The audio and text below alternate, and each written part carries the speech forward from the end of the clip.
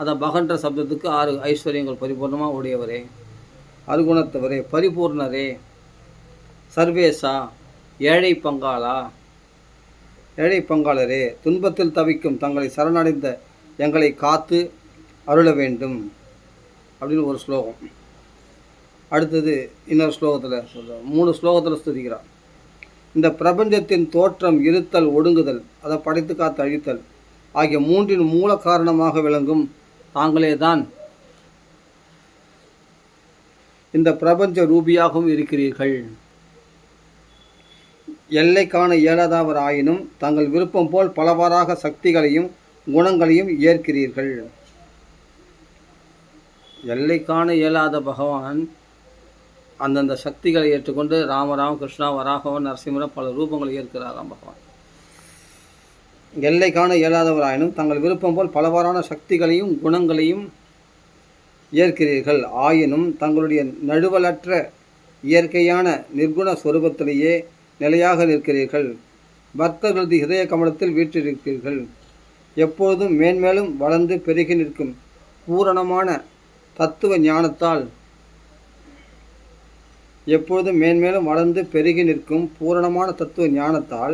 இதயத்தில் படியும் மாயையின் இலக்கணமான அஞ்ஞானத்தை தலையெடுக்கா வண்ணம் அழித்தொறிக்கிறீர்கள். மறுபடியும் படிக்கிறேன். எப்பொழுதும் மேன்மேலும் வளர்ந்து பெருகி நிற்கும் பூர்ணமான தத்துவ ஞானத்தை சம்பாதிக்கிறதுனால இதயத்தில் படியும் மாயையின் இலக்கணமான அஞ்ஞானத்தை தலையெடுக்கா வண்ணம் அழித்தொழிக்கிறீர்கள். துன்பம் துடைப்பதால் ஹரி என்று திருப்பெயர் பெற்றவர். துன்பத்தை துடைப்பதனால் அவருக்கு ஹரின்னு பேராம். துன்பம் துடைப்பதால் ஹரி என்ற திருப்பெயர் பெற்றவர். சாந்தோக்கியோபநிஷத்தின் 7ஆம் அத்தியாயத்தில் வர்ணிக்கப்பட்ட பூமா என்கிற பரிபூர்ண நித்யானந்த ஸ்வரூபரான தங்களுக்கு என் நமஸ்காரங்கள் அப்படின்றார். இது 2ஆவது ஸ்லோகம். 2 ஸ்லோகத்தில் ஸ்தோத்திரம் பண்ணுறாங்க இல்லையா? எவ்வளோ ஒரு ஸ்லோகத்துக்கு எவ்வளோ கருத்து இருக்குது பாருங்கள் பகவானை புகழ்றது. அதுதான் இப்போ 3ஆவது ஸ்லோகத்தில் ஸ்தோத்திரம் பண்ணுறான். இடம், காலம், வஸ்து என்கிற 3 வித பாதிப்பும் இல்லாத எம்பெருமானே, தேச காலத்துக்கு அப்பாற்பட்டவர் பகவான்.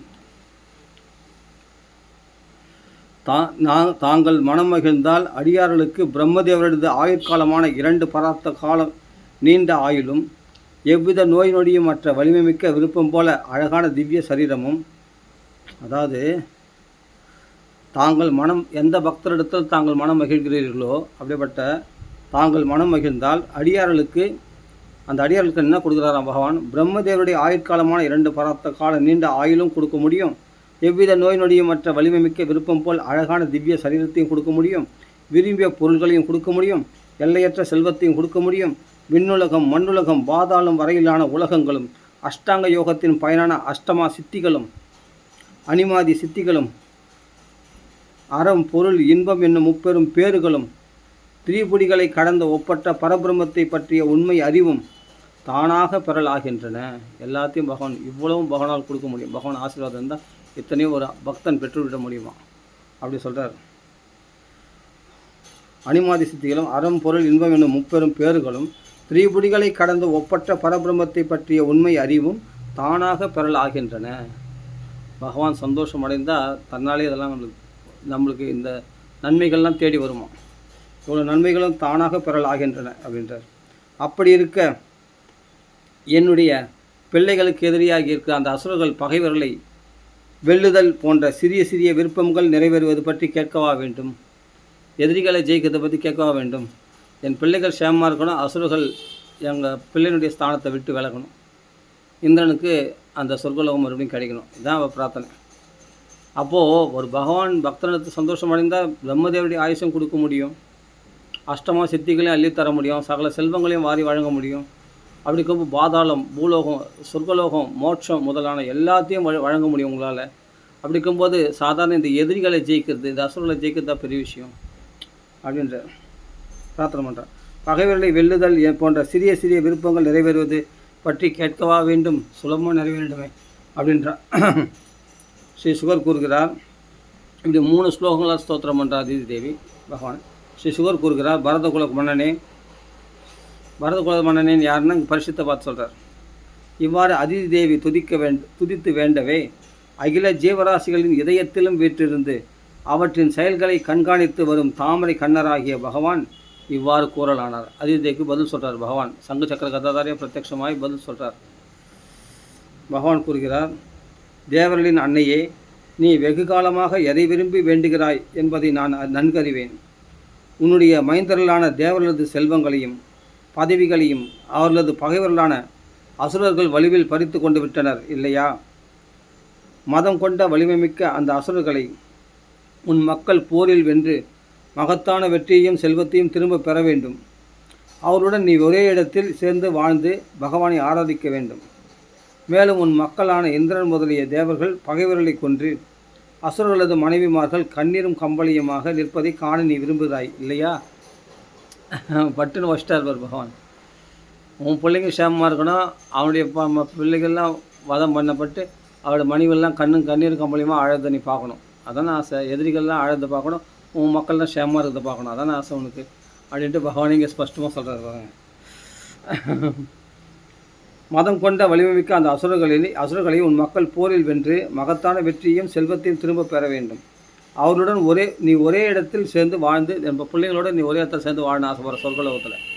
சரி, சேர்ந்து வாழ்ந்து பகவானை ஆராதிக்க வேண்டும். பகவானை ஆராதிக்கிற புத்தி உனக்கு இருக்குது, அதான் பக்தி இருக்குது. அதனால தான் பகவான் பிரசன்னமானார். பகவானை ஆராதிக்க வேண்டும். மேலும் உன் மக்களான இந்திரன் முதலிய தேவர்கள் பகைவர்களை கொன்று அசுரர்களது மனைவிமார்கள் கண்ணீரும் கம்பளியுமாக நிற்பதை காண நீ விரும்புகிறாய் அல்லவா? விரும்புகிறாய் இல்லையா? உன் மக்கள் செல்வ செழிப்பும் வலிமையும் கொண்டு விளங்க வேண்டும். இழந்த புகழையும் செல்வத்தையும் திரும்ப பெற வேண்டும். முன் போலவே விண்ணுலகில் எல்லா உரிமைகளையும் பெற்று மகிழ்ச்சியோடு உலா வர வேண்டும். அதை காண வேண்டும் என்பதும் உன் விருப்பம் அல்லவா? ஆனால் தாயே, இதெல்லாம் உன் விருப்பமாக இருக்கலாம், ஆனால் இப்போ இது நடக்காது. சண்டை போட்டு அசுரலை கொன்று வதம் பண்ணி ராஜ்யத்தை இந்திரன் பிடிக்க முடியாது. பகவானே சொல்கிறாருங்க, சொல்ல போகிறார் இப்போ. ஆனால் தாயே, இப்பொழுது அந்த அசுர தலைவர்களை வெற்றி கொள்ள முடியாது என்பது என்னுடைய எண்ணம். வெற்றி கொள்ள இயலாது என்பது என் எண்ணம். ஏன்னா காலம் அவங்களுக்கு அனுகூலமாக இருக்குது. அசுரர்களுக்கு இப்போதைக்கு பலி சக்கரவர்த்திக்கு.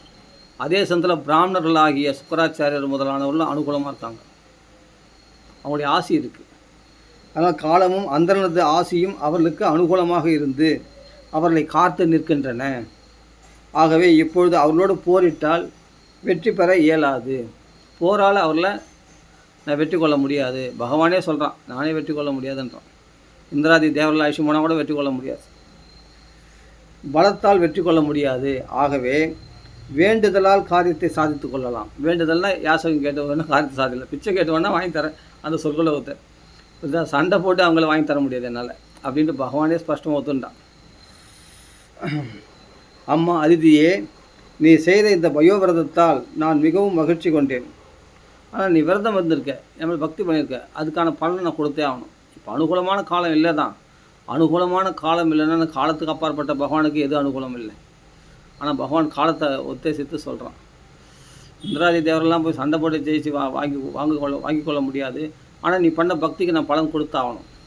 அதுக்கு பகவான் சொல்கிறான் பாரு.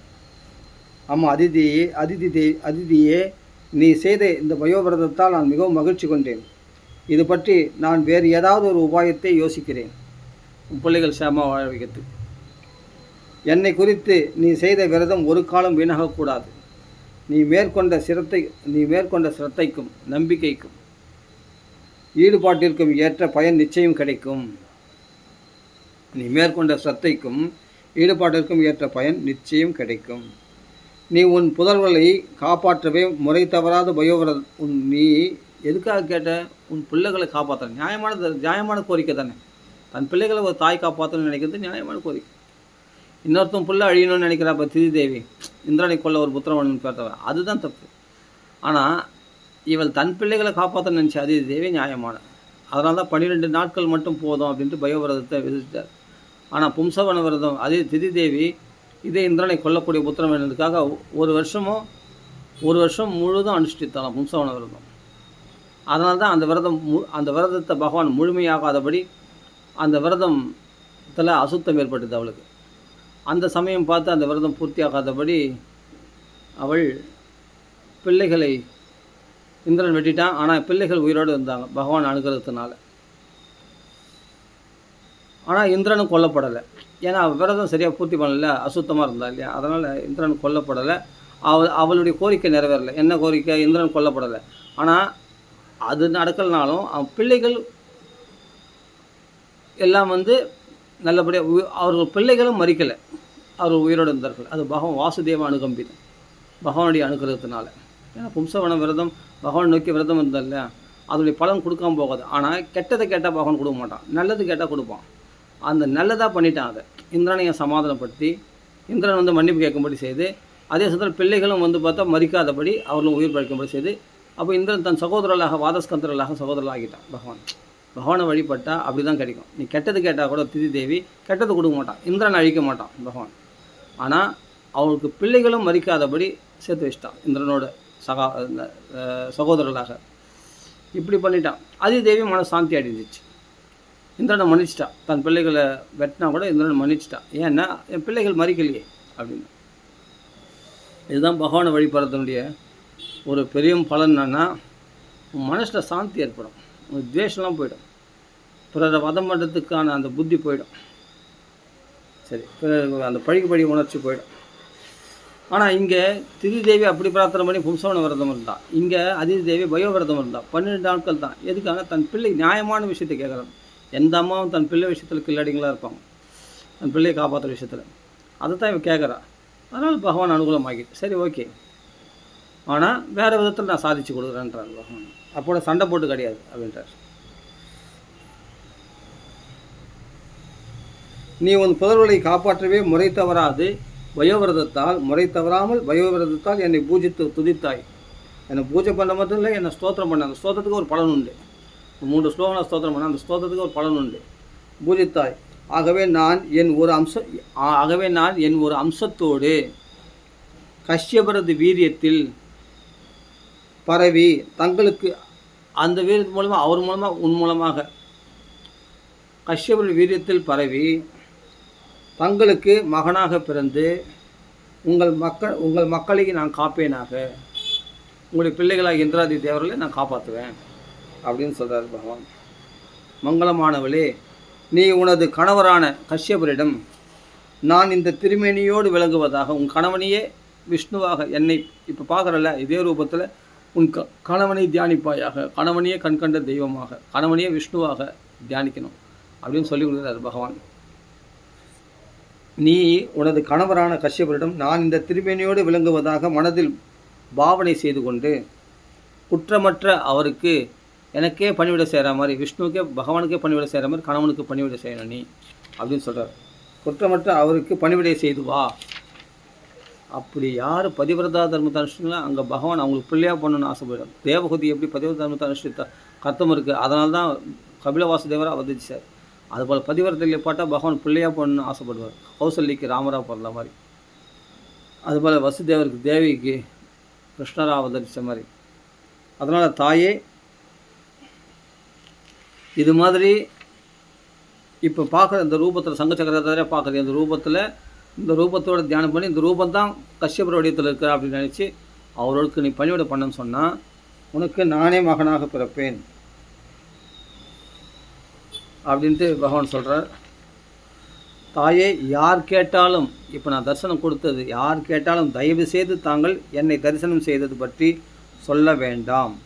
தெய்வ ரகசியத்தை பிறர் அறியாமல் எவ்வளவு மறைத்து வைக்கிறோமோ அவ்வளவு நிறைய பலன்கள் அளிக்கும். தேவ ரகசியம் மறைத்து வைக்கப்பட்டால் தான் நன்கள் பலன் கொடுக்கும். அதை மட்டும் சொல்லவே கூடாது. நமக்கு பகவான் அனுகிரகம் பண்ண விஷயங்கள், எனக்கு நிறைய மிராக்கிள்ஸ் நடந்தது, அதிசயங்கள் நடந்தது, அதான் முடிஞ்ச வரைக்கும் சொல்லாமல் இருக்கிறது நல்லது. அதான் சொல்கிறது. யார் கேட்டாலும் தயவுசெய்து தாங்கள் என்னை தரிசனம் செய்தது பற்றி சொல்ல வேண்டாம். தெய்வ ரகசியத்தை பிறர் அறியாமல் எவ்வளவு மறைத்து வைக்கிறோமோ அவ்வளவு நிறைய பலனை அளிக்கும். சுகர் கூறுகிறார். இவ்வாறு கூறிய பின் பகவான் அங்கேயே மறைந்தார். பிறர்க்கரிய பகவானே தன் வயிற்றில் பிறக்கப் போவதை அறிந்த அதிதி தேவி தன் காரியம் பயனுற்றதாக மகிழ்ந்து கணவரான கஷ்யபருக்கு மிகுந்த பக்தி சிரத்தையோடு சேவை செய்து வந்தாள். கஷ்யபரோ முக்காலம் உணர்ந்தவர். அவரது ஞான திருஷ்டி பொய்த்ததல்ல. ஆகவே தன்னிடத்தில் பகவான் ஸ்ரீமன் நாராயணனது அம்சம் புகுந்துள்ளதை, தனக்குள்ள பகவானுடைய அம்சம் தனக்குள்ளே புகுந்ததை அவர் உணர்ந்தாராம். யார்? கஷ்யபருக்குள்ள. அப்போ கஷ்யபர் அதிதேவோட சேர்ந்த பிறகு தானே பகவான் அந்த அம்சத்தை அதிதீரத்தில் வச்சு அந்த அதிதி வயத்தில் பகவான் அவதரிக்க போகிறார், நாராயணனே அவதரிக்க போகிறார். அப்போ கஷ்யபரை முக்காலம் உணர்ந்தவர். அவரது ஞான திருஷ்டி பொய்த்ததல்ல, அந்த ஞான திருஷ்டி தெரிஞ்சிச்சு. இதெல்லாம் அதிதேவி காட்சி அளித்தது. அதிதேவி நான் கஷ்யபர் வீரத்தில் நான் புக போகிறேன், அவர் அம்சத்தில் நான் புக போகிறேன், அது பிறகு உனக்கு மகனாக பிறக்க போகிறேன்றது சொன்னதெல்லாம் அவருக்கு தெரியும். முக்காலம் அறிந்த கஷ்யபர் ஸ்ரீ நாராயணனது அம்சம் புகுந்துள்ளதை தன் சமாதி யோகத்தால் அறிந்து கொண்டார். மன்னனே, காற்று எங்கும் சமமாகத்தான் பரவியுள்ளது. ஆனால் காற்றில் உள்ள மரங்களை ஒன்றோடொன்று உராயச் செய்து காட்டுத் தீயை தோற்றுவிக்கிறதல்லவா? அதே போல கஷ்யப முனிவரும் ஒரு மனதுடன் செய்யப்பட்ட தன் தவ வலிமையால் இந்நாள் வரை நழுவாமல் காத்து வைத்திருந்த தன் வீரியத்தை அதிதி தேவியின் திருவயிற்றில் இட்டார். என்றென்றும் அழியா பெருநிலையனாகிய ஸ்ரீமன் நாராயணனே அதிதியின் திருவயிற்றில்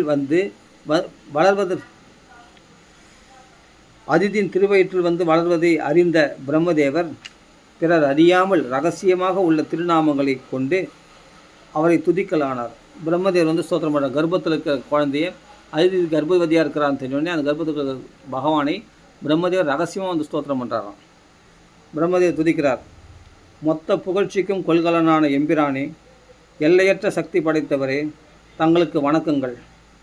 பிராமணர் அந்தணர்களிடம் அன்பு கொண்டவரே, தங்களுக்கு வணக்கம். முக்குணங்களை ஏற்று திருவிளையாடல்கள் புரிபவரே, உங்களுக்கு வணக்கம் வணக்கம். நமோ நமக நமஸ்காரம் பண்ணுறார். முற்பிறவியில் இந்த அதிதி தேவி பிருஷ்ணி என்ற பெயரோடு இருந்த சமயம் தாங்கள் பிருஷ்ணிகற்பர் என்கிற திருநாமத்துடன் அவளது குழந்தையாய் பிறந்தீர்கள்.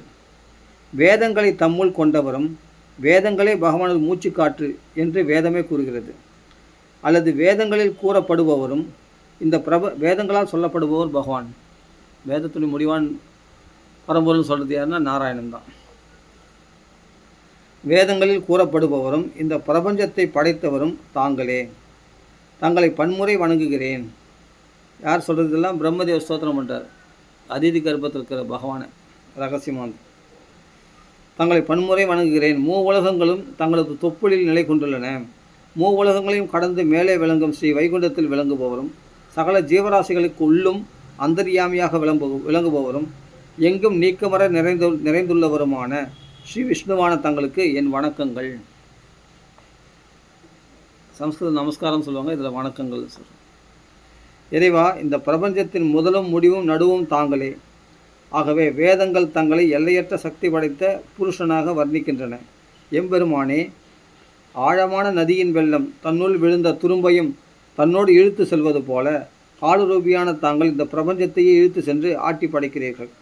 இறைவனே, சராசரங்களான இந்த ஜீவராசிகள், அவற்றை படைத்த பிரஜாபதிகள் ஆகிய அனைத்தையும் தோற்றுவித்த மூல காரணர் தாங்கள்.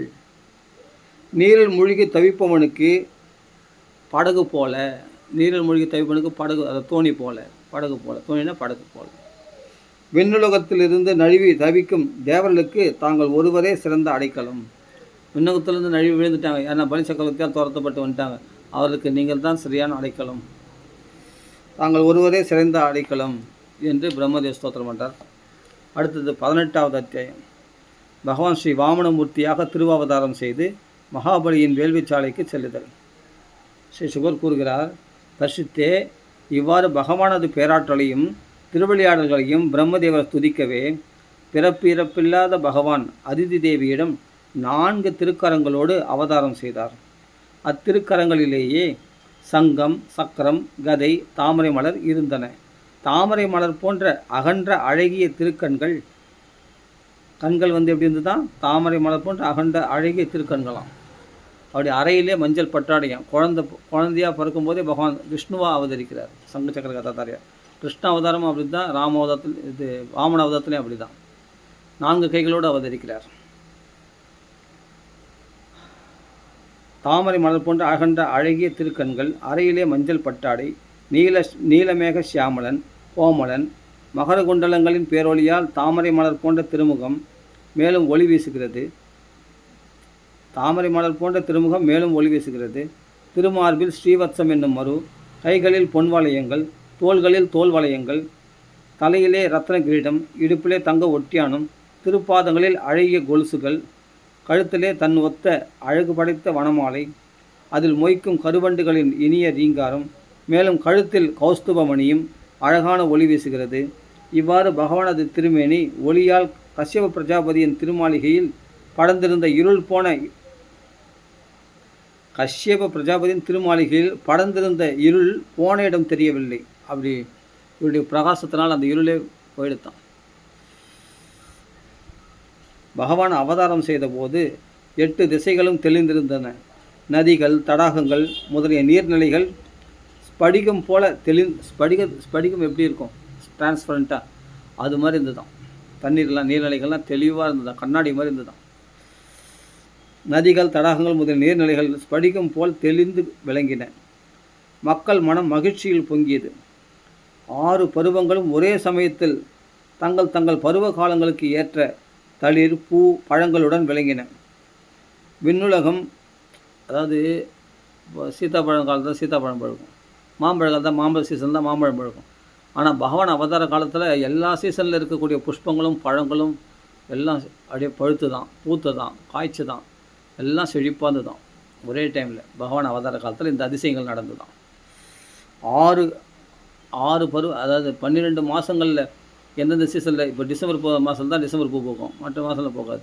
அது மாதிரி பல விதமான விஷயங்கள்லாம் எல்லாம் அந்த சமயத்தில் எல்லாமே பூக்களும், எல்லா பூக்களும் எல்லா சீசனில் பூக்கிற பூக்களும் பூத்து தான். மல்லி எல்லாமே, அதேமாதிரி எல்லா பழங்களும், மாம்பழம் போன்ற பழங்கள் எல்லாமே, சீதாப்பழம், அப்போது அந்தந்த சீசனுக்கு வரக்கூடிய பழங்கள் எல்லாமே பழுத்து தான். பகவான் அவதார காலத்தில் இந்த அதிசயங்கள் நடந்தது. பூ பழங்களுடன் விளங்கின. விண்ணுலகம், மண்ணுலகம், ஆகாயம், தேவர்கள், பசுக்கள், வேதங்கள், அதாவது அந்தணர்கள், மலைகள் என அனைத்தும் ஆனந்தம் அடைந்தன. மலைகள்லாம் ஆனந்தம் அடைந்து ரத்தனங்கள் கொடுத்ததான். வேதங்கள் சந்தோஷம் அடைந்ததான். பசுக்கள்லாம் சந்தோஷம் அடைந்து பாலை பொழிய விட்டு தான். தேவரெல்லாம் சந்தோஷம் அடைந்து தாரத்தம்பட்டோடு அப்படியே மேலதாள வாத்தியங்களோடு அப்படியே கும்மாளம் அடிக்கிறாங்க. பெண்கள்லாம் நத்தனம் ஆடுறாங்க. யார்? அப்சர ஸ்திரீகள்லாம். பகவான் அவதார காலத்தில் இதெல்லாம் நடக்கும் அதிசயங்கள். ஆகாயம், தேவர்கள், பசுக்கள், வேதங்கள், அந்தணர்கள், மலைகள் என அனைத்தும் ஆனந்தம் அடைந்தன. இதுதான் பகவான் அவதரித்ததுக்கான உலகத்தில் இந்த சிம்டம்ஸ். அப்படியேப்பட்ட இது மாதிரி சுப சகுனங்கள்லாம் இது மாதிரி நிறைய ஏற்படும். இன்னும் யாரோ ஒரு அவதார புருஷன் அவதரிச்சிருக்காரு, அதனால தான் உலகத்தில் இது மாதிரி ஆனந்தமாக இருக்குது. எங்கே பார்த்தாலும் ஒரே செழிப்பாக இருக்குது, ஒரு சந்தோஷம், எல்லார் மனசுலேயும் ஒரு சந்தோஷம், புத்துணர்ச்சி, ஒரு குதூகலம் இதெல்லாம் ஏற்படுதுன்னு பார்க்கும்போதே பகவான் அவதரிச்சிட்டான் பூமியில் அப்படின்னு தெரிஞ்சுக்கிட்டாங்களாம். ஆகாயம், தேவர்கள், பசுக்கள், வேதங்கள், அந்தணர்கள், மலைகள் என அனைத்தும் ஆனந்தம் அடைந்தன. ஆவணி மாத வளர்ப்பிறை துவாதசி திதியில் சந்திரன் திருவோண நட்சத்திரத்தில் இருக்க அபிஜித் என்னும் நல்முகூர்த்தத்தில் திருப்படிக்கிறேன். ஆவணி மாத வளர்ப்பிறை துவாதசி திதியில் சந்திரன் திருவோண நட்சத்திரத்தில் இருக்க அபிஜித் என்னும் நல்முகூர்த்தத்தில் பகவான் ஸ்ரீமன் நாராயணன் வாமனராக திருவாவதாரம் செய்தார். அஸ்வினி முதலிய நட்சத்திரங்களும் குரு, சுக்கிரன் முதலிய கோள்களும் பகவானது திருவாவதாரத்தை மங்களமளிக்கும் நன்னாளாக குறித்தன. மன்னனே, எந்த வளர்ப்பிறை துவாதசி திதியில் பகவான் திருவாவதாரம் செய்தாரோ அந்த துவாதசியை விஜயத்வாதசி என்று அழைப்பார்கள். பகவான் அவதரித்தது நடுப்பகலான உச்சி வேளையானதால் அப்பொழுது சூரியன் ஆகாயத்தில் நடுவில் இருந்தார். நடுப்பகல் 12 மணிக்கு பகவான் அவதரிக்கிறார். பகவான் திருவாவதாரம் செய்தபோது சங்கம், துந்துபி, மிருதங்கம், பணவம், ஆணகம், அதான் நகாரான்னு சொல்லுவாங்க, அந்த ஆணகம் முதலிய வாத்தியங்கள் ஒலித்தன. இவ்வாறு பல வாத்தியங்களின் ஒலி எங்கும் பரவியது. மனமகிழ்ந்த அப்சர பெண்கள் நர்த்தனம் ஆடினார்கள். ஆகாசத்தில் கந்தர்வர்கள் பாடினார்கள். முனிவர்கள், ரிஷிகள், தேவர்கள், மனுக்கள், பித்ருதேவர்கள், அக்னி தேவன் ஆகியோர் போற்றி துதித்தனர் பகவானை. சித்தர்கள், வித்யாதரர்கள், கிண்ணறுகள், கிம்புருஷர்கள், சாரணர்கள், யட்சர்கள், அரக்கர்கள், கருடனை சேர்ந்த பறவைகள், சிறந்த நாகங்கள் மற்றும் தேவர்களது பணியாட்கள் ஆகியோர் அனைவரும் கூட்டம் கூட்டமாக பாடி துதித்த வண்ணம் நர்த்தனம் ஆடினர். அவர்கள் அதிதி தேவியின் ஆசிரமத்தில் மேல் பூ மாறி, அந்த ஆசிரமத்தையே அந்த ஆசிரமம் கூரையாக இருக்கு இல்லையா, அது மூலமாக ஃபுல்லாக பூவால் நிரப்பிட்டாங்களாம். அந்த ஆசிரமம் பூக்களால் ஆன ஆசிரமம் போல் ஆகி போச்சான். அப்படி பூக்களை குவிச்சிட்டாங்களாம் மலை மாதிரி. அந்த ஆசிரமத்துக்குள்ளே இருக்கிற குழந்தைக்கு எப்படி பூ மாறி பொழியும்? அதனால் அந்த ஆசிரமத்து மேலே பூ மாறி பொழிஞ்சிட்டாங்களாம் தேவர்கள்லாம். அந்த ஆசிரமத்தின் மேல் பூ மாறி பொழிந்தனர். பரமபுருஷனான பகவான் தன் வயிற்றில் உதித்ததை கண்ட அதிதி தேவி மிக்க வியப்பெய்தி மகிழ்ச்சியின் எல்லைக்கே சென்றாள். கஷ்யப பிரஜாபதியும் பகவான் தன் யோகமாயின் சக்தியால் திருமேனி கொண்டு திருவாவதாரம் செய்துள்ளதைக் கண்டு பெரு வியப்பு எய்தி போற்றி போற்றி ஜெய விஜயீபவ என்று போற்றி புகழ்ந்தாராம் கஷ்யப மகரிஷி. பகவான் ஸ்ரீமன் நாராயணனோ சூட்சம சைதன்ய ஸ்வரூபன், அறிவின் நுண்ணிய வடிவனன், வெளிக்கண்களுக்கு புலப்படாதவன். ஆனாலும் இப்பொழுது ஒளி வீசும் ஆபரணங்கள் அணிந்து சக்கரம் முதலிய ஆயுதங்கள் ஏந்தி எந்த திருமேனியோடு கண்களுக்கு புலப்படும்படியாக நேரில் தோன்றினாரோ அதே திருமேனியுடன் அன்னையும் பிதாவுமான அதிதியும் கஷ்யபரும் பார்த்து கொண்டிருக்கும் பொழுதே குள்ளமான வாமன திருமேனியுடன் பிரம்மச்சாரியாக மாறிவிட்டார். சங்க சக்கர கதாதாரியாக இருக்கிற பகவான் டக்குன்னு உடனே வாழ்ந்துட்டான். பகவான் ஒரு விடம்படம் தானே, ஒரு விளையாட்டு தானே பகவானுக்கு லீலைகள் புரியுது. அப்படி டக்குன்னு பகவான் வாமன அவதாரம் எடுத்துட்டான். குள்ள பிரம்மச்சாரி ஆகிட்டான், 3 அடி வாழ்ந்துட்டான். அப்போது அன்னையும் பிதாவுமான அதிதியும் கஷ்யபரும் பார்த்து கொண்டிருக்க குள்ளமான வாமன திருமேனியுடன் பிரம்மச்சாரியாக பகவான் மாறிவிட்டார், பிரம்மச்சாரியாக விளங்கினார். நாடகத்தில் நடிகன் தன் வேடம் மாற்றி வெளித்தோன்றுவது போல் இருந்தது. திடீர்னு ஒரு வேஷம் போட்டு நாடகம் தன் ஸ்வரூபத்தை மாற்றி ஒரு ராஜா வேஷம் போட்டோன்னா ராஜாவை நினச்சிடுவாங்க நம்ம. அது மாதிரி டக்குன்னு பகவான் தன் பிரம்மச்சாரியா சங்க சக்கர கதாதாரியாக கூட தன்னுடைய ஒரிஜினல் ரூபத்தை மறைச்சிட்டு இப்போ வாமன பிரம்மச்சாரியாக மாறிட்டான். அது நாடகத்தில் ஒரு நாடக நடிகன் வேஷம் போட்டுன மாதிரி ஆகிப்போச்சான். நடிகன் தன் வேடம் மாற்றி வெளி தோன்றுவது போல் இருந்தது. அக்காட்சி அவர்தான் எங்கும் அறியா திருவிளையாடல்கள் புரிபவராயிற்றே, யாராலும் புரிஞ்சிக்க முடியாத திருவிளையாடல்கள் புரிபவராயிற்றே அப்படின்னு சொல்கிறாருங்க. வாமன ரூபியான அந்த பிரம்மச்சாரியை கண்டு மகிழ்ந்த முனிவர்கள் கஷ்யப முனிவரை முன்னிறுத்தி அக்குழந்தைக்கு ஜாதகர்மம் முதலிய சம்ஸ்காரங்களை செய்வித்தனர். அவருக்கு உபநயனம் செய்வித்த போது காயத்ரியின் தேவதையான சாக்ஷாத் சூரிய பகவானே வந்து காயத்ரி மந்திரத்தை உபதேசித்தார். தேவகுரு பிரகஸ்பதி பூநூலை கொடுத்தார். தந்தையான கஷ்யபர் இடுப்பில் தரிக்கும் முஞ்சு புல்லால் ஆகிய மேகலையையும் அளித்தனர். முஞ்சு புல்லாலான மேகலையை அளித்தார். லோக நாயகனான பகவானுக்கு பூமி பிராட்டி மாந்தோலை அளித்தாராம். அவர் உடுத்திக்கிட்டு மாந்தோலையும் அளித்தார் பூமி பிராட்டி. காட்டின் செழுமைக்கு காரணமான வனஸ்பதி தேவதையான சந்திரன் பலாச தண்டத்தை கையில் கொடுத்தாராம். தாயான அதிதி தேவி அவருடைய மானத்தை மறைக்கிறதுக்காக கௌபீனத்தை, அதை கோமணம் சொல்கிறோம் இல்லையா, கௌபீனம் இடுப்பில் கட்டுற கௌபீனத்தை கொடுத்தாலாம். விண்ணுலக தேவதையாகிய ஆகாச தேவதை கொடையை தந்தனர். வேந்தனே, வேதங்களை நாவில் கொண்ட பிரம்மதேவர் கமண்டலுவையும் பிரம்மதேவர் கமண்டலு பாத்திரத்தை கொடுத்தார். சப்த ரிஷிகள் குசம் என்ற தர்பைகளை கொடுத்தார்களாம். சப்த ரிஷிகள் சரஸ்வதி தேவி அச்ச மாலையையும் அழிவற்ற அந்த இறைவனுக்கு அளித்தனர். அழிவற்ற பகவானுக்கு சரஸ்வதி வந்து அக்ஷர மாலை கொடுக்குறாங்க, ஜபமாலை. இவ்வாறு உபநயனம் செய்விக்கப்பட்ட வடுவான அந்த பகவானுக்கு யட்சர்களுக்கு தலைவனான குபேரன் பிட்சா பாத்திரத்தை அளித்தான். குபேரன் பிட்சை பாத்திரம் அளித்தான்.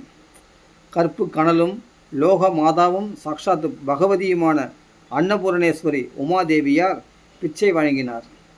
இவ்வாறு எல்லோரும் வாமன ரூபியான பகவானை கொண்டாடவே பெரியோனான அந்த வாமனவடுனா வாமன பிஞ்சு குழந்தை, அதாவது 3 அடி சைஸில் இருக்கிற வாமன வடுவாக இருக்கார். அதாவது குள்ள பிரம்மச்சாரி, குள்ளமாக இருக்கிறார். வாமனன்னா குள்ள பையன் சொல்கிறாங்க, குள்ளமாக இருக்கிறான் பையன் அப்படின்னு சொல்லுவாங்க. குள்ள பிராமணனாக, அதாவது 3 அடி உடையவனாக பகவான் காட்சியளிக்கிறார். அந்த வாமனோட பிஞ்சு பிரம்மரிஷிகள் நிறைந்த அந்த சபையே தன் பிரம்மச்சரிய தேஜஸால் மேலும் ஒளிரச் செய்தாராம். அங்கே இருக்கிற பிரம்ம ரிஷிகளுக்கு மேலே இவருடைய தேஜஸ் பிரகாசமாக இருக்கும். அந்த பிரம்ம ரிஷிகளுக்கே பிரம்ம தேஜஸை யாரால் உண்டாகுது? பகவான் உள்ளே இருக்கிறதுனால தானே உண்டாகுது. அவனே பிரகாசிக்கிறானா, எப்படி பிரகாசிப்பான்? ஸ்வயம் பிரகாசனாச்சு அவன். அப்படி ஒளிரச் செய்தார் அந்த இடத்தையே தன் தேஜஸால். பின் பிரம்மச்சாரியான பகவான் வேதிகையின் 4 புறங்களிலும் புனித நீர் கொண்டு தூய்மையாக்கி தர்பகளை நால்புறமும் பரப்பி சமித்துக்களை தீயிலிட்டு ஹோமம் செய்து அத்தீயை நன்கு சுடர்வெட்டிய செய்து அக்னி பூஜையான சமிதாதானத்தை செய்தார். அப்பொழுது பிருகு வம்சத்து அந்தணர்கள் நிறைய செல்வத்துடன் விளங்கும் பெரும் புகழனான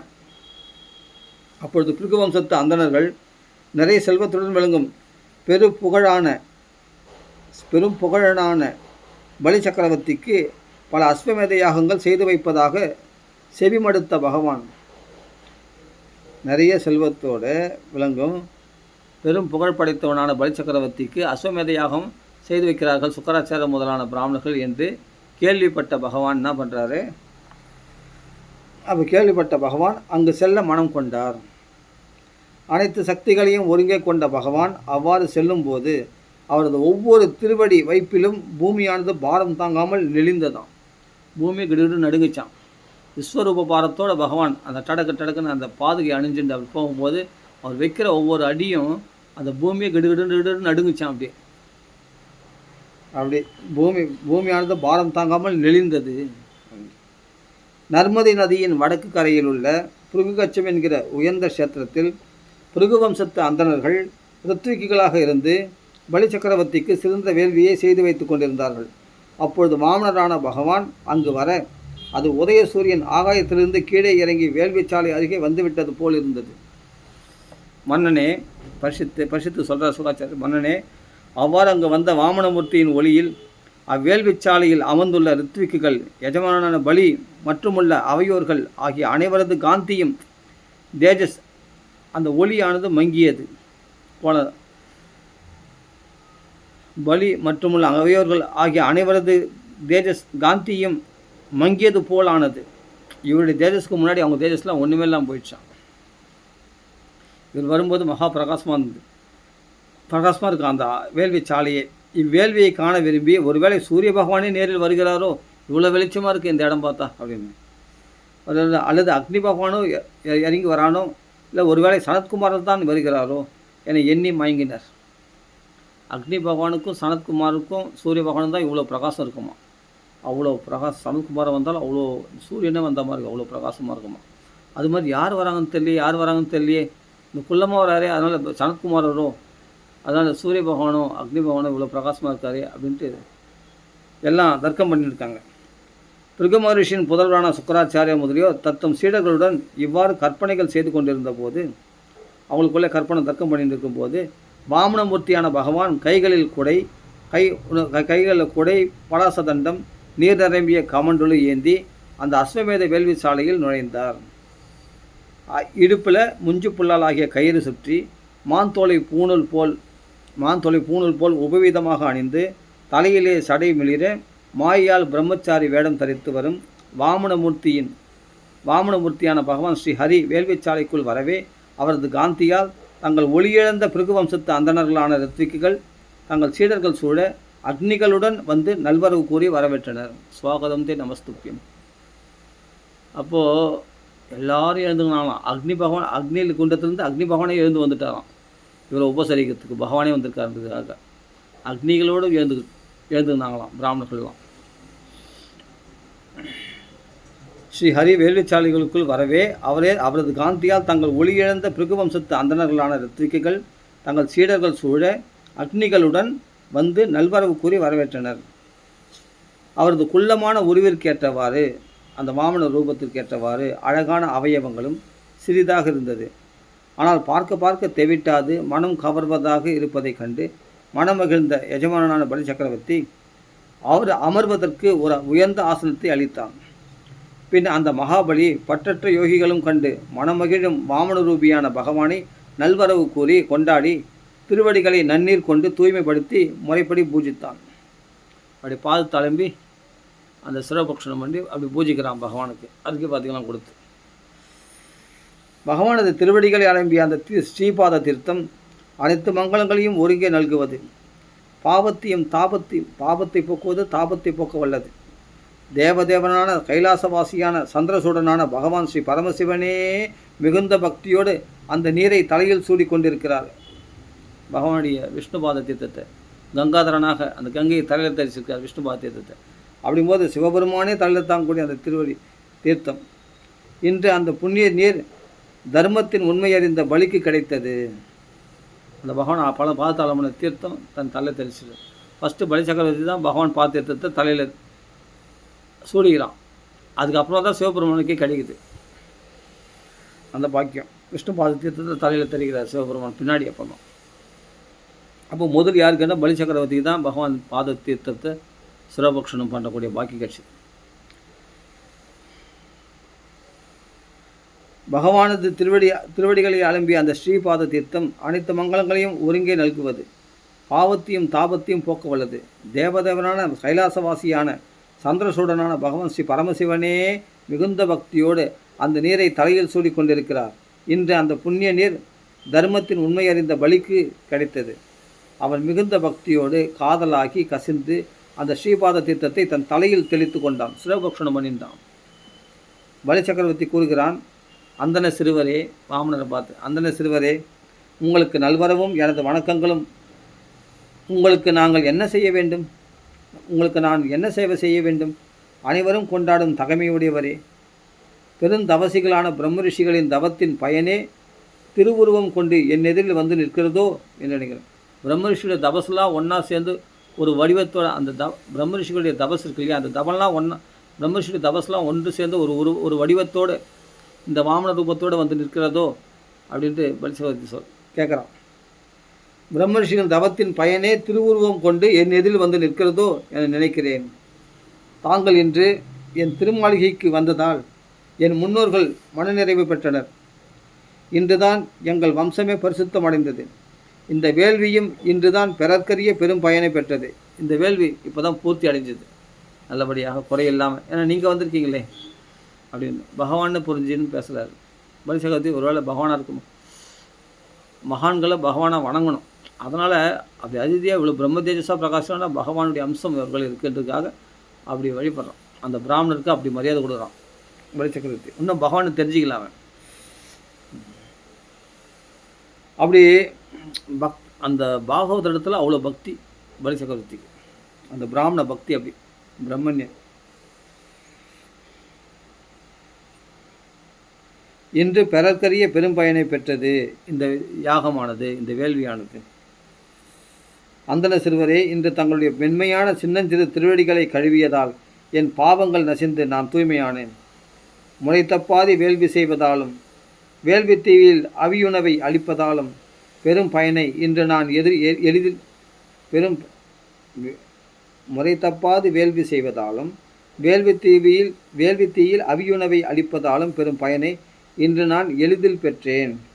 தங்களது இத்திருவடிகளின் அடிவைப்பாலும் தங்களது திவ்ய மங்கள திருமேனியாலும் எனது இந்த பூமி தூய்மை பெற்றுவிட்டது.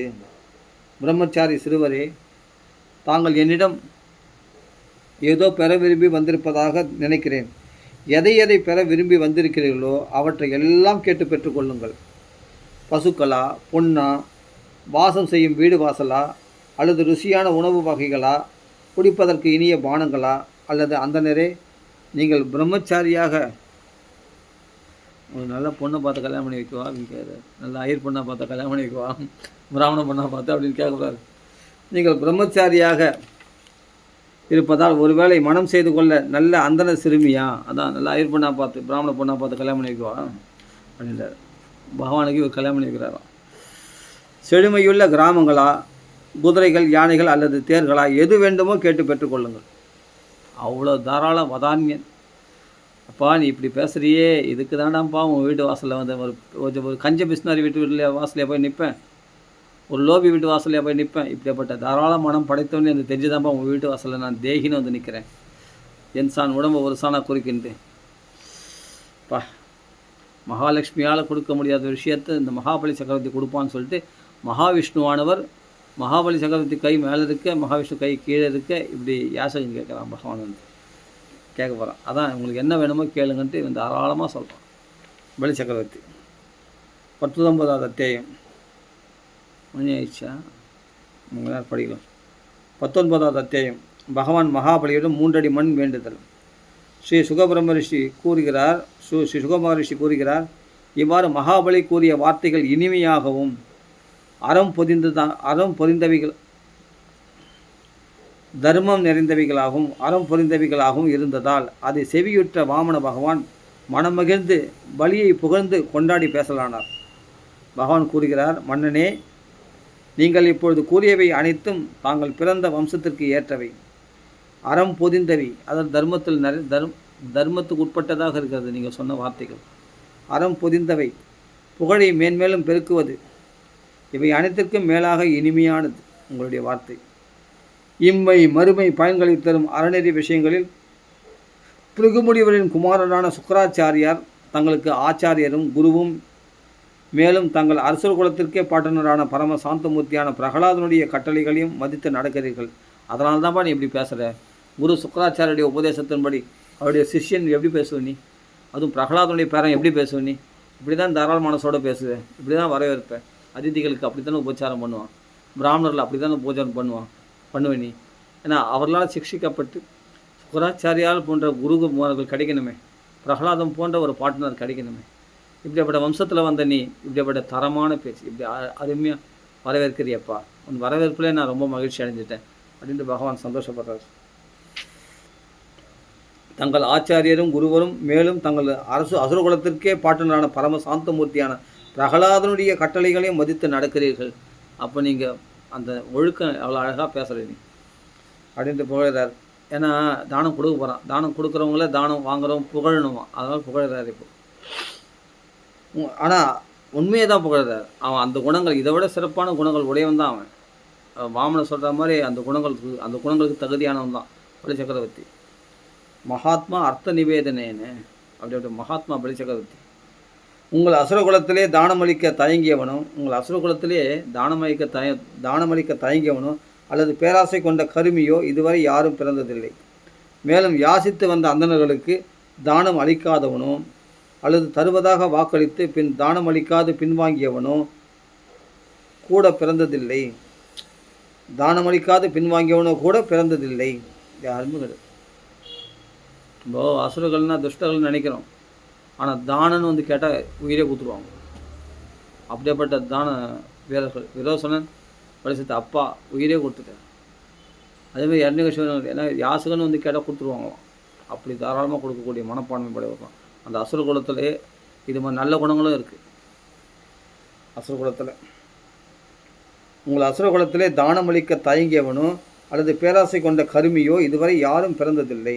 மேலும் யாசித்து வந்த அந்தணர்களுக்கு தானம் அளிக்காதவனோ அல்லது தருவதாக வாக்களித்து பின் ஏமாற்றுவான் இல்லையா, அது மாதிரி கிடையாது. கொடுத்து சொன்ன வாக்கை காப்பாற்றுவோம். அல்லது தருவதாக வாக்களித்து பின் தானம் அளிக்காது பின்வாங்கியவனோ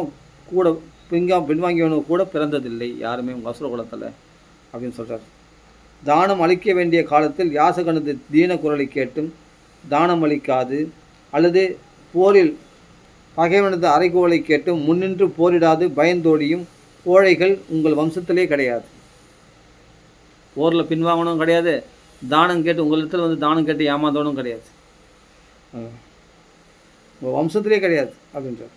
மேலும் உங்கள் அசுரகுலத்திலே மாசற்ற புகழ் கொண்ட பிரகலாதன் விண்வெளியில் நிலவு போல் ஒளி வீசி நிற்கிறார். இந்த அசுரர்களுக்கு நடுவில், நட்சத்திரம் நடுவில் சந்திரன் போல பிரகாசிக்கிறார் பிரகலாதன் அப்படின்றார். இரண்யாக்ஷன் போன்ற வீரன் உங்கள் வம்சத்தில் தான் தோன்றினான். அவன் கையில் கதை ஏந்தி தனித்த ஒருவனாகவே திக்விஜயம் செய்ய சென்றபோது மூவுலகில் சுற்றி திரிந்தும் அவனை எதிர்ப்பார் யாரும் தென்படவில்லை. அப்படிப்பட்ட மகாவீரம் படைத்தவன். தேவாதி தேவர்கள் எல்லாம் ஒளிஞ்சிக்கிட்டான் வீட்டுக்குள்ளே போய், அது சாத்தினாங்க. அப்போ எல்லா உலகத்தும் போய் எங்கேயுமே அவனுக்கு எதிரியே இல்லையா. அப்படியேப்பட்ட மகாபராக்கிரம் படைத்தவன் இரண்யாக்ஷன்.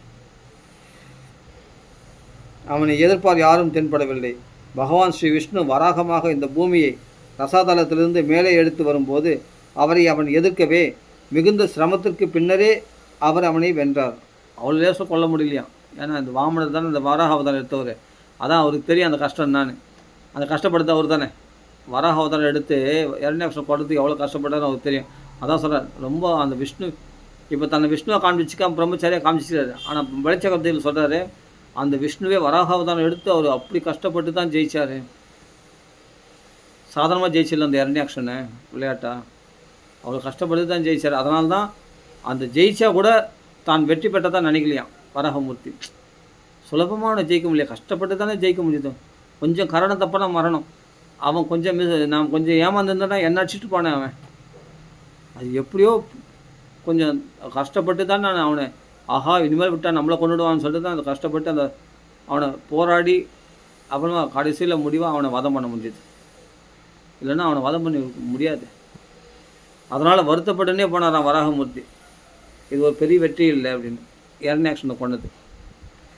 ஏன்னா சுலபமாக ஜெயிக்க வேண்டியது ரொம்ப போராடி என் உயிரை பணையை வச்சு தான் நான் அவனை ஜெயிக்க முடிஞ்சது வராகமூர்த்தி யாரை இரண்யாக்ஷனை அப்படின்னு வருத்தப்பட்டுனே போனாரான். இது வாமனர் சொல்கிறார் இங்கே.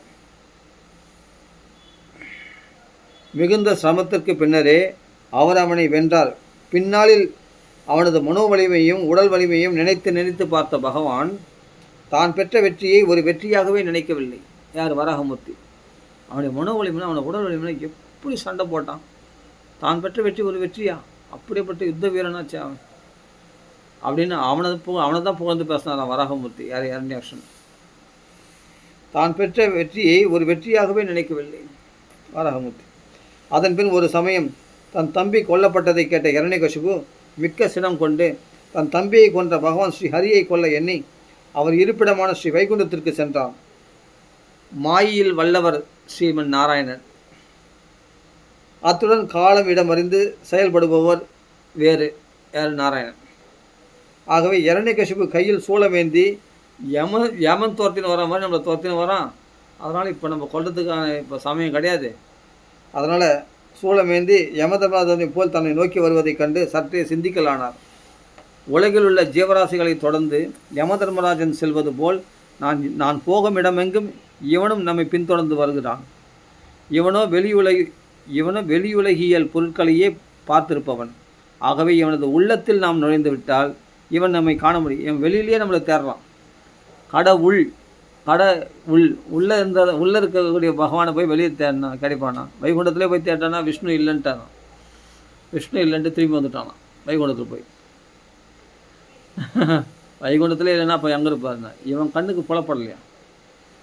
வெளிப்பார்வையோடு தேடினா பகவான் பண்ணான். அந்த ரங்கத்திலே இருக்கிற பகவான் என்ன பண்ணாரான்? அவனுக்குள்ளே ஒழிஞ்சிக்கிட்டாரான். இவன் உன் இருதயத்திலே இருக்கிற நீ போய் தலையில் சீப்பு வச்சுன்னு வெளியே போய் சீப்பு தேடுற மாதிரி கதை. அது மாதிரி பகவான் உள்ளே வச்சுக்கின்னு வெளியே போய் தேடுறோம். அது மாதிரி இரண்யகசிபு வெளியே போய் தேடினான் பகவான். அப்போ எங்கேயோ போனால் திரும்பி வரமாட்டாங்களாமே, அந்த மோட்சத்துக்கு போயிட்டான் போகுது. அதனால தான் எனக்கு பயந்து, அதனால தான் அவன் காணப்படலை அப்படின்ட்டு திரும்பி வந்துட்டானா இரண்யகசிபு. அசுரகுல சிரேஷ்டனே, அப்போது இவன் எங்கே போனால் நம்மளை யமன் துரத்தின்னு வராமல் நம்மளை துரத்தின்னு வரானே அப்படின்னு சொல்லிட்டு பகவானே பயந்து அவன் மூச்சு காற்று ஓட்ட இல்லையா அவன் ஹிருதயத்தில் புகுந்துட்டாரான். இவனை வெளிகள் பொருட்களையும் பார்த்துருப்பான் அவன். ஆகவே இவனது உள்ளத்தில் நாம் நுழைந்து விட்டால் இவன் நம்மை காண முடியாதல்லவா. அசுரகுல சிரேஷ்டனே, இது யார் சொல்கிறது? வாமனர் பலிசக்கரத்தில் சொல்கிறார். அசுரகுல சிரேஷ்டனே, அவன் உள்ளத்தில் ஒளிந்து கொண்டால் அவன் நம்மை காண முடியாது என்று நிச்சயித்த பகவான் அவன் தன்னை நோக்கி ஓடி வருவதைக் கண்டு பயத்தால் உடல் நடுங்க தன் வடிவை நுண்ணியதாக்கி கொண்டு பகவான் விஷ்ணுவே தன் வடிவத்தை நுண்ணியதாக அவன் கண்ணுக்கே புலப்படாதவன் நுண்ணிய வடிவத்தோடு ஒரு சின்ன ஒரு கொசு மாதிரி இல்லை சின்ன ஒரு தூசு மாதிரி அவன் மூச்சு சுவாசத்து வழியாக அவன் ஹிருதயத்தில் புகுந்துட்டாரான். இதுதான் சேஃப்டியான இடம் அப்படின்ட்டு அங்கே இருந்துட்டாரான் பகவான். இரண்யகசிபு பயந்து பகவானே தன் வடிவை நுண்ணியதாக்கி கொண்டு மூச்சு காற்றில் கலந்து மூக்கு துவாரம் வழியே அவன் இதயத்தில் சென்று அமர்ந்தார். அப்படியே ஒரு பதம். இரண்யகசிபு பகவானுக்கு போய் பயமா எத்பிபேதி ஸ்வயம் பயம். நரசிம்மராம வரும்போது தான் தெரியும் இரண்யகசிபு எப்படி நடுங்க போகிறான்னு. இரண்யகசிபு அப்போ கூட பயப்பட மாட்டான். இரண்யகசிபு சண்டை போடுறானே. இரண்யகசிபு அவர் உலகான ஸ்ரீ வைகுண்டத்தில் எங்கே தேடியும் அவன் தான் இருதயத்தில் இருக்கானே. இனிமேல் போய் நீ எங்கே தேடினா அவன் கிடைக்க போகிறான். அதனால் என்ன பண்ணான்னா உலகங்கள்லாம் தேடி பார்த்து விஷ்ணு கிடைக்காதனால வைகுண்டத்துக்கே போயிட்டானா. வைகுண்டத்தை போய் தேடுறான். நாங்கள் இரண்யகசிபு அவருடைய உலகான ஸ்ரீ வைகுண்டத்தில் எங்கு தேடியும் அவரை காணாததால் மிகவும் கோபம் கொண்டு சிம்மநாதம் செய்தான். பின் வீரனான அவன் மண்ணுலகம், விண்ணுலகம், 8 திசைகள், ஆகாயம், பாதாள உலகம், 7 சமுத்திரங்கள் என எங்கு தேடியும் அவன் இதயத்தில் மறைந்திருந்த அவரை காணவில்லை. பகவான் உள்ளிருந்து சிரிக்கிறான். அடப்பாய், உனக்குள்ளே இருக்கிற போய் என்னை போய் எங்கெங்கேயோ தேடுறியடா நீ. இது சாதாரண விளையாட்டாக இருக்கும், ஆனால் இது பெரிய தத்துவம். இது நாம் வெளியில் கோயில்கள் அங்கே இருப்பான் இங்கே இருப்பான், நம்ம ஹிருதயத்திலே பகவான் இருக்கான். பகவான் பார்த்து சிரிக்கிறான். என்னை போய் எங்கெங்கே தேடுறானோ 7 சமுத்திரங்களை போய் தேடுறானோ, சப்த சமுத்திரம், விண்ணுலகம், மண்ணுலகம், சொர்க்கலோகம், பித்ருலோகம் எல்லாத்தையும் போய் தேடுறானோ பகவானை. பகவான் காண கிடைக்கலையா? இருந்தால் தானே கிடைக்கிறதுக்கு. உன் ஹிருதயத்திலே இருக்கிற பகவானை போய் நீ எங்கே தேடுவேன்? எல்லாத்துலேயும் இருக்கிறான், ஆனால் உனக்கு புலப்பட மாட்டான். உனக்குள்ளே இருக்கிற பகவானை நீ தெரிஞ்சிக்காத வரைக்கும் வெளியில் பகவான் உனக்கு தெரிய மாட்டான். உனக்குள்ளே இருக்கிற பகவானை நீ பார்த்துட்டுனா அவன் எங்கும் பகவானை தவிர நீ வேறு எதையும் பார்க்க மாட்டேன். இதுதான் விஷயம். 7 சமுத்திரங்கள் என எங்கு தேடியும் அவன் இதயத்தில் மறைந்திருந்த அவரை காணவில்லை. எங்கு தேடியும் அவர் காணப்பெறாததால் அவன் அவன் இவ்வாறு கூறலானான். தனக்கு தானே பேசுகிறானான். யார் என்னடா எங்கே போனாலும் வந்து அந்த ஹரி காணவில்லையே. அப்போ தான் பார்த்தா அனைத்து உலகங்களிலும் தேடியும் அவன் காண கிடைக்கவில்லையே. என் தம்பியை கொன்ற அவன் ஒருவேளை எங்கு போனால் திரும்பி வருவதில்லையோ. அவ்வுலகம், அதாவது பகவான் நித்திய முக்தர் ஆகையால் அவருக்கு திரும்பி வருதல் கிடையாது என்பது கருத்து. அது நித்திய முக்தர், உண்மையிலே அவருக்கு திரும்பி வருதல் கிடையாது தான். அதான் எங்கே போனால் திரும்பி வர மாட்டேன்னு சொல்கிறாங்களே மோட்ச உலகம். அந்த மோட்ச உலகத்துக்கு அவன் மோட்சத்துக்கு போயிட்டான் போலுது. அதுதான் எனக்கு பயந்து, அதனால தான் அவன் காண கிடைக்கல அப்படின்ட்டு இரண்யகசிபு நினச்சானான். என் தம்பியை கொன்ற அவன் ஒருவேளை எங்கு போனால் திரும்பி வருதல் இல்லையோ. அவ்வுலகம் சென்றிருப்பானோ. இந்த பிரபஞ்சத்தில் பகைமை என்பது, அதான் வாமனர் சொல்கிறாரு, இப்படி பகை கொண்டு அலைகிறானே அப்படின்னா அந்த பகைமைன்றது அவள் இல்லை சொன்னாலும் விட முடியல பத்தியா. இந்த பிரபஞ்சத்தின் பகைமை என்பது உடல் உள்ளவரை தானே. ஆகவே இனி அவரிடம் பகைமை கொள்ள தேவையில்லை. மேலும் கோபத்திற்கு காரணம் அறியாமையே. எப்படி இரண்யகசிபுவே புகழ்ந்து பேசுகிறார். இப்போ இரண்யகசிபு அக்ஞானி, பகவானை எதிர்த்தவன், அவன் துஷ்ட குணங்கள்லாம் இருக்குது. ஆனாலும் இப்போ அவனுடைய வம்சத்தில் உள்ள பலிசகத்துக்கள் தான் இப்போ தானம் வாங்குறாரு. ஆனால் அவனை எப்படி புகழ்ந்து பேசுகிறாருன்னா, அக்ஞானன்றது உயிருள்ள வரைக்கும் அது இருக்க தான் செய்யும். அதே சமயத்தில் ஒருத்தர் செத்து போயிட்டாங்கன்னா அவங்கள பற்றி குறை பேசக்கூடாது. இருக்கிற வரைக்கும் சரி, ஏதோ தப்பாக நடந்துட்டாங்க, அது விஷயம் வேறு. செத்துற பிறகு அவங்கள பற்றி பேசக்கூடாது. அதனால் இங்கே சொல்கிறார், அதனால் அவங்கள பற்றி பேசக்கூடாது அப்படின்ட்டு வாமனரே சொல்கிறார். இந்த பிரபஞ்சத்தில் பகைமை என்பது உடல் உள்ளவரை தானே அப்படின்னு. செத்துற பிறகு அவங்களுடைய பகைமை பற்றி பேசக்கூடாது. ஆகவே இனி அவரிடம் பகைமை கொள்ள தேவையில்லை. மேலும் கோபத்திற்கு காரணம் என்னென்னா அறியாமைக்கு தான் கோபப்பட்டார். அதனால் அவர் மேலே தப்பு இல்லை இரண்யகசிபு மேலே. ஏன்னா அப்போ தான் தானம் கொடுப்பான். கோபத்திற்கு காரணம் அறியாமை. அது அகங்காரத்தால் அது வளர்ந்து பெருகுகிறது. இவ்வாறு இரண்யகசிபு நிச்சயித்து தன் இருப்பிடம் வந்து சேர்ந்தான். இரண்யகசிபு பார்த்து சொல்கிறார். அப்போ சரி, அதுபோல் பெருகிறது. அதனால் வாழ்நாள் வரைக்கும் அவன் இரண்யகசிபு அப்படி அக்ஞானியாக இருந்தான். இப்படி என்ன பண்ணுறது? உமது தந்தையும் பிரகலாதனின் குமாரனுமாகிய விரோசனன் அந்தணர்களிடம் மிகவும் பக்தி கொண்டவன். தேவர்கள் பிராமண வேஷம் பூண்டு வந்து அவரது ஆயுளை வேண்டினர். ஆனால் உமது தந்தை விரோசனன், இவர்கள் அந்தணர்கள் அல்ல, நம் பகைவர்களான தேவர்கள்தான் என்கிற உண்மையை அறிந்த பின்பும் தமது ஆயுளை யாசித்த அந்த தேவர்களுக்கு கொடுத்தார். அப்படியே படுத்தாலும் வந்தவன் பிராமண வேஷம் போட்டு வந்த தேவர்கள் தான் நல்லா தெரியும். ஆனால் யாசகன் வந்து கேட்டால் கொடுத்துடணும்னு சொல்லிட்டு தன் உயிரை கொடுத்தாராம் விரோசனன். அப்படியேப்பட்ட மகாமனஸ்ரீ உன்னுடைய அப்பா அப்படின்ட்டு பலிசகத்தை பார்த்து வாமனர் சொல்கிறார், புகழ்கிறார். வரல ஜாதகத்தையே சொல்கிறார் பகவான். அப்படின்னா சாதாரண பிரம்மச்சாரியா? இது சாதாரண பிரம்மச்சாரியா அவன் பகவான். அதுதான் வரலாறே. அவன் ஜாதகம், அவன் இப்போ பிறந்த தாத்தா பாட்டை எல்லாத்துக்கும் முன்னாடி இருந்துட்டு சொல்லுவார். இரண்யகசிபு, இரண்யாக்ஷம் வளர்றாரு, பிரகலாதன், விரோசனன், எத்தனை வம்சத்தை சொல்கிறாரு பாரு. அப்படியே தொல்லுக்கிழமை மாதிரி இன்னமும் அந்த காலத்தில் இருந்து நேரில் பார்த்த மாதிரி சொல்கிறாரு. அப்படின்னா நேரில் பார்த்தவன் தான் அந்த வராஹோதர நரசிம்மோதர் ஏற்ற அந்த பகவான் தான் இவன், இந்த வாமனர். இதுலேருந்தே அவன் புரிஞ்சிக்கல. ஆனால் பார்த்தா இவ்வளோ விஷயம் தெரிஞ்ச விஷயம் எனக்கே தெரியாது. நீ பேரன் இப்போ பிறந்தவன், நீ பலிசக்கரவர்த்தி சின்ன பையன். உங்கள் தாத்தா இருக்கார் இரண்யகசிபு, பிரகலாதனுக்கு அப்பா இருக்க இரண்யகசிபு, இரண்யாக்ஷன். அவர்களை கூட கதைகளே சொல்கிறார். இவங்க புட்டு வைக்கிறார், அந்த வம்சத்தையே புகழ்கிறார். அப்போ தான் தானம் வழங்குவான் அவன். நீ அதெல்லாம் புகழ்னா கூட அவன் தானம் வழங்குவான். அதைப்பட்ட தாராளமான படைத்தவன். அப்போது அந்தணர் வேடம் கொண்டு அவருடைய ஆயுளை வேண்டினர். ஆனால் உமது தந்தை விரோசனன், இவர்கள் அந்தணர்கள் அல்லர், நமது பகைவர்களான தேவர்கள் தான் என்கிற உண்மையும் அறிந்த பின்பும் தமது ஆயுளை யாசித்து அவர்களுக்கு கொடுத்தார். இல்லறத்தார்களான சுக்கராச்சாரியார் முதலிய அந்தணர்கள், உங்கள் முன்னோர்களான பிரகலாதம் முதலிய அசுரர்கள் மற்றுமுள்ள புகழ்பெற்ற வீரர்கள் ஆகியோர் மேற்கொண்டிருந்த அதே தர்மங்களை தான் தாங்களும் கை கொண்டிருக்கிறீர்கள். அசுரகுல திலகனே, பலி சக்கரவர்த்தியே, ஆகவேதான் வேண்டுவார் வேண்டுவதை நல்கும் பெருமனத்தனான தங்களிடம் என் காலடியில் அளக்கப்பட்ட 3 அடி மண் எனக்கு வேண்டும். என் காலடியில் 3 காலடி அளவு சிறிது நிலத்தையே யாசிக்கிறேன். குறிப்பு: என் காலடிகளில் 3 காலடிகள் என்பதில் இச்சிறிய காலடியிலா அல்லது திருவிக்கிரமனாக வளரப்போகிறாரே அந்த காலடிகளில் 3 என்பதை இங்கு பகவான் குறிப்பிடவில்லை. உசாரா கேட்டான் பார். என் காலில் அழுகவன நீ அழுது கொடுக்கக்கூடாது, நானே அழுதுப்பேன். நான் இந்த சின்ன காலை காட்டி பெரிய காலில் அழுதுப்பேன். அது ஏன் விஷயம். ஆனால் நான் பெரிய காலில் அழுதுப்பேன், அது ஒன்றும் தேவையில்லை. அதை நான் சொல்லலை. அவங்க என் காலில் அழுதுப்பேன்னு சொன்னல, அது எந்த காலம் தான் சொல்லலை. அப்போ நான் எந்த காலில் வேணால் அழுதுப்பேன் அப்படின்றது இங்கே சொல்கிறார் சூச்சகமாக பகவான். திரிவிக்ரமனாக வளரப்போகிறாரே அந்த காலடிகளில் 3 என்பதை இங்கு பகவான் குறிப்பிடவில்லை. ஆகவே திரிவிக்ரமனாக வளர்ந்ததில் பகவான் 3 அடி என நினைக்க பலி இந்த குள்ளமான வாமன ரூப திருவடிகளில் 3 என நினைத்ததால் இங்கு பொய் என்கிற வாதத்திற்கு இடமே இல்லை. மன்னனே, தாங்கள் மூவுலகிற்கும் அரசனாக இருக்கலாம், பெரும் கொடையாளியாகவும் இருக்கலாம். ஆனால் எனக்கு இந்த 3 அடிக்கு மேல் எதுவும் தேவையில்லை. அதான் ஆச்சரியப்பட்டானா.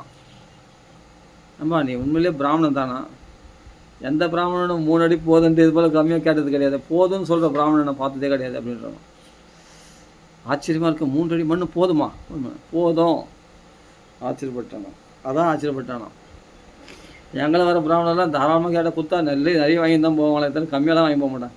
நீ என்னென்னா 3 அடி மண் கேட்குறேன் அப்படின்னு ஆச்சரியப்பட்டானா. நீ பெருங்கொடையாளியாக இருக்கலாம், ஆனால் எனக்கு இதற்கு மேல் எதுவும் தேவையில்லை. இந்த 3 அடி மண் போதும். நான் விரும்பவும் இல்லை.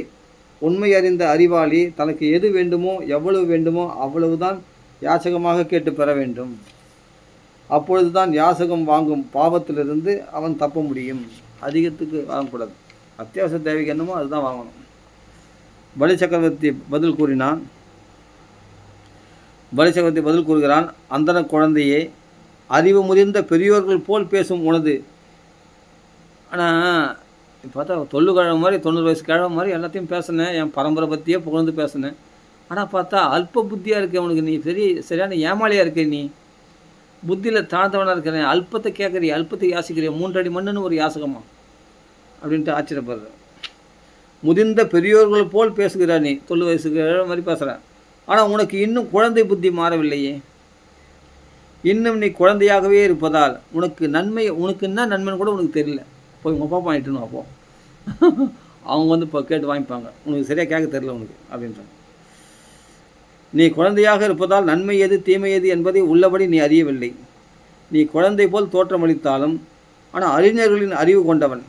பக்தரது நன்மை கருதியே செயல்புரியும் பரிபூர்ணனான உனக்கு தனக்கென்று எதுவும் வேண்டாததால் உன் நன்மை தீமைகளை நீ அறியாய். தனக்கென்று எதுவும் வேண்டாதவன் என்பது உட்கருத்து. ஓகே குழந்தாய், நானோ மூவுலகிற்கும் லோகானாம் ஏகமீஸ்வரன் இங்கே தான் சொல்கிறான். உலகத்துக்கெல்லாம் ஒரே ஈஸ்வரன், 3 லோகத்துக்கும் அதிபதி நான் தான். ஈஸ்வரனை எதிர வச்சுன்னே, வாமனர் எதிர வச்சுன்னே சொல்கிறான் பலி சக்கரவர்த்தி. அந்த கர்வத்தை போக்க தான் பகவான் வந்தது. குழந்தாய், நானும் மூவுலகனுக்கும் ஒரே சக்கரவர்த்தி. ஒரு தீவையே வேண்டினாலும் கொடுப்பதற்கு திறனுடையவன். அவ்வாறு இருக்க என்னை இனிய சொற்களால் மனம் மகிழச் செய்து என் பரம்பரையே புகழ்ந்து நீ 3 அடி மண் கேட்கிறாயே. உன்னை புத்திசாலி என்று எவ்வாறு சொல்வது? நீ புத்தி இல்லாதவனாக இருக்கிறே அப்படின்றான். பிரம்மச்சாரியே, என்னை வந்து யாசித்தவன் மறுபடியும் பிறரிடம் சென்று பலி சக்கரவர்த்தி கொடுத்தது போதல, நீ ஏதாவது கொடுன்னு இன்னொருத்தவங்க கோயிலில் போய் யாசிக்கக்கூடாது. அப்படி யாசித்தா எனக்கு அவமானம். நான் கொடுத்தது போதலன்னு சொன்னான். எங்களை வந்து யாசிச்சுட்டு இதுமாரி ஜென்மாவில் உனக்கு வேறு யாருக்கும் நீ யாசிக்கக்கூடாது. அது மாதிரி உனக்கு செழிப்பாக உனக்கு கொடுத்துருவேன். அப்படிப்பட்ட வதான்யனா தாராளமான படைத்தவனா பலி சக்கரவர்த்தி. பிரம்மச்சாரியை, என்னை வந்து யாசித்தவன் மறுபடியும் பிறரிடம் சென்று யாசிக்கக்கூடாது. தனக்கு தேவையான எல்லாவற்றையும் என்னிடமிருந்தே பெற்றுக்கொண்டு விட வேண்டும். ஆகவே நீ உன் வாழ்க்கையை சரிவர நடத்த எத்தனை அளவு தேவையோ அந்த அளவு கேட்டு பெற்றுக்கொள். அப்போ பகவான் கூறுகிறார், மன்னனே,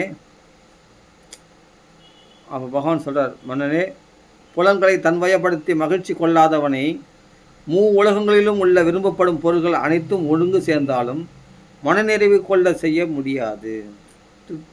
புலன்களை வசப்படுத்தவனுக்கு எவ்வளோ பொருள் இருந்தால் 3 லோகம் ஆட்சி இருந்தால் கூட அவன் திருப்தி அடைய மாட்டான். அது யாரை சொல்கிறாருன்னா பலி சக்கரவர்த்தியை தான் குத்தி காட்டுறார். நீ 3 லோக ஆட்சியும் பிடிச்சியும் அதை நிரந்தரமாக்கி கொள்வதற்காக நீ அஸ்வமேதியாகம் பண்ணுறியே. 3 லோக ஆட்சி பெற்று உனக்கு நிம்மதி இல்லை, அதை நிரந்தரமாக்கின்னு பார்க்குற. அப்போது எவ்வளோ கொடுத்தாலும் அவங்களுக்கு போதாது. ஆனால் எனக்கு 3 அடி மண்ணு போதும். மன்னனே, புலன்களை தன்வயப்படுத்தி மகிழ்ச்சி கொள்ளாதவனை, புலன்களை கண்ட்ரோல் பண்ணுறாதவனை 3 உலகளிலும் உள்ள விரும்பப்படும் பொருட்கள் அனைத்தும் ஒருங்கு சேர்ந்தாலும் மனநிறைவு கொள்ள செய்ய முடியாது, அவனை திருப்திப்படுத்த முடியாது. 3 அடி நிலத்தினால் மனநிறைவு கொள்ளாதவன் 9 வருஷங்கள் கொண்ட ஒரு தீவே கிடைத்தாலும் மனநிறைவு கொள்ள மாட்டான். 7 தீவில் ஒரு தீவை தானே கொடுத்தான், இன்னொரு 6 தீவு சும்மா தானே இருக்கும், அதையும் கொடுத்துடலாமே அப்படின்ட்டு அவன் மனசு இயங்குமா. ஏனெனில் 7 தீவுகளுமே கிடைத்து விட்டால் நல்லதென்று அவன் மனம் நினைக்கும்.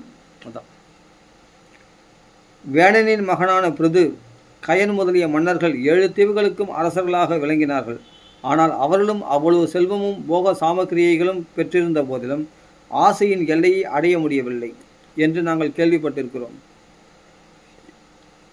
இறைவனுடைய அருளால் தன் முன்வினைக்கு ஏற்ப கிடைத்ததை கொண்டு மனநிறைவு கொள்ளுபவன் இன்பமாக மகிழ்ச்சியோடு வாழ்கிறான். ஆனால் புலனடக்கமற்றவன் மூவுலக அரச வாழ்வு பெற்றினும் மகிழ்ச்சி கொள்வதில்லை. ஏனெனில் அவன் இதயத்தில் மகிழ்ச்சியின்மை என்கிற தீ, அதாவது அசந்தோஷம், திருப்தி இல்லாத மனசானது அவனுக்கு தீ மூண்டெறிகிறதாம். இருதயத்தில் மகிழ்ச்சியின்மை என்கிற தீ மூண்டெறிகிறது. பெற்ற பொருளிலும் காமத்திலும் மனநிறைவு கொள்ளாமை ஒருவனது பிறப்பிறப்பு என்கிற சுழற்சிக்கு காரணமாகிறது. கிடைச்ச பொருளை திருப்தி அடையாமல் இருக்கிறது, அதே சொல் காமத்தை அடக்காமல் இருக்கிறது, அதுதான் மேலும் மேலும் பிறப்பிறப்புக்கு காரணம் அமைதான். காமத்திலும் மனநிறைவு கொள்ளாமை ஒருவனது பிறப்பிறப்பு என்கிற சுழற்சிக்கு காரணமாகிறது. வாழ்க்கை பந்தங்களுக்கு, சம்சார பந்தத்துக்கு காரணமாகிறது. அதான் வாழ்க்கை தலைப்படுறதுன்னா பந்தப்படுறது, வாழ்க்கை தலைக்கு காரணமாகிறது. கிடைத்ததை கொண்டு மனநிறைவு கொள்வது முக்திக்கு காரணமாகிறது. எவன் கிடைச்சி சந்தோஷமாக அவன் மோட்சத்துக்கு தகுதியுடன் ஆயிடுறான், முக்தி காரணமாகிறது என்பது பெரியோர்கள் கருத்து. எதிர்பார்க்காமல் தானாக கிடைத்ததில் மகிழ்ச்சி கொள்ளும் அந்தணனுக்கு பிரம்ம தேஜஸ் மேன்மேலும் வளர்ச்சி அடைகிறது.